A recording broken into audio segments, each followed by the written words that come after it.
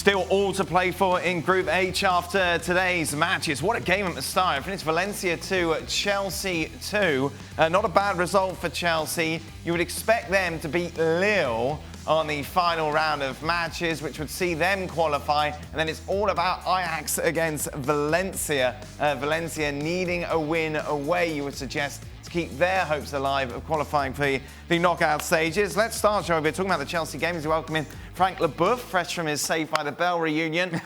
Frank, looking at this match, it was brilliant. From a neutral's point of view, from a defender's point of view, I imagine it was a nightmare, wasn't it?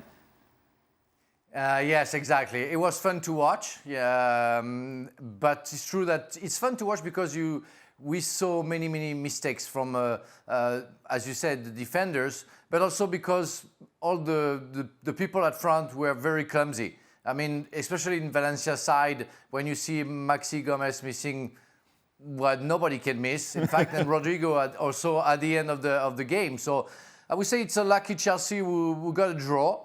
It was a very strange game in fact where I would say that nobody showed a kind of experience of a big game in the Champions League. It was like a cup game.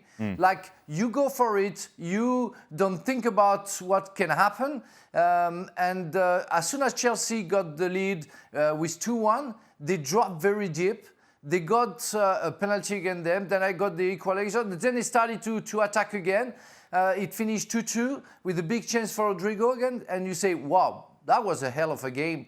But at the end of the day, it wasn't a perfect game. As you said, as a defender, but also when you're a little bit of a specialist and you want to analyze everything, lots of lack of consistency in the game, lots of mistakes defensively, and people very clumsy at front. It's almost like a basketball game, wasn't it? Like one end and the other end and the other end and the other end. Like that. Yeah. That's why Frank's dressed the way he is. You know, just varsity team. Come as you want. That's the way Chelsea are at the moment under Frank Lampard, and I think the fans are quite enjoying it.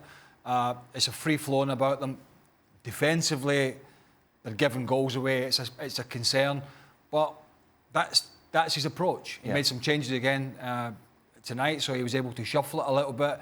Again, you've got some of the youngsters playing well and getting some game time, good experience. Young James in the right back position. Cillessen made a wonderful save from Abraham. I mean, really instinctive. It was a great game, and ultimately it's put Chelsea in a good position, which is at home to Lille, who they beat away on the road earlier in this group stage, and it's in their hands. It's as simple as that. I don't think Chelsea can. If Chelsea were to try and be calm and composed and very tactical, I think they would lose something. That spirit, the way they play, the way they go forward, the way they get men forward. But unfortunately, what comes with that is being vulnerable at the back, unless you've got fantastic defenders. And right now, they don't have fantastic defenders. But you talk about being vulnerable. I mean, the chances that Frank just alluded to and talked about, Rodrigo in the end to win it. The ball comes across his body. It is clearly for your right foot. Just put your right foot there. All you have to do is for that ball to hit you somewhere towards goal, and you're scoring the goal. Instead, he's going across with his left foot. It's just, you would think a higher quality of finish at this level. And this is a Spanish international, by the way, Rodrigo. This is not some guys that just walked to the team. And so you assume that Valencia would be able to put these chances away. But what I saw today is reasons as to why both of these teams, even if they advance in this competition, they're going nowhere in this competition because you have to defend better, because you have to be more organized. And in the case of Chelsea, and I know he made a penalty kick save today, Kepa has to be better. I turned the page on this guy. I don't think this guy's for real. Too many goals and too many key moments, and too many of those goals are too soft. At least Rodrigo made contact. Max Rodriguez didn't even make contact with the ball. How the hell is that possible? Frank, Chelsea getting through?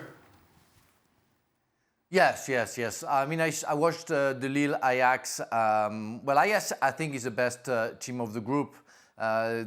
They've showed many good strengths and qualities, but I think Chelsea will win against Lille and will go through.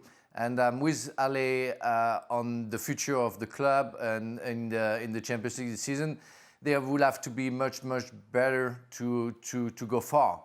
well, I guess it's already a good thing that they get out of the group stages, but I think they could be a little bit more consistent at some point. But I think they understand that.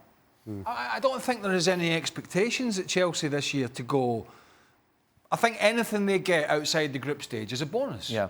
Transfer ban, young manager, young players, lost the best player to Real Madrid.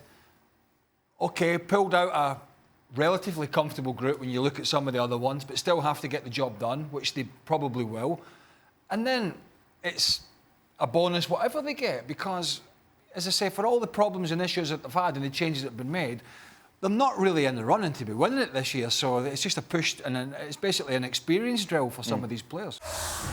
Well, thank you very much for watching ESPN on YouTube. For more sports highlights and analysis, be sure to download the ESPN app. And for live streaming, premium content, and let's not forget as well, ESPN FC 7 days a week. Subscribe to ESPN Plus.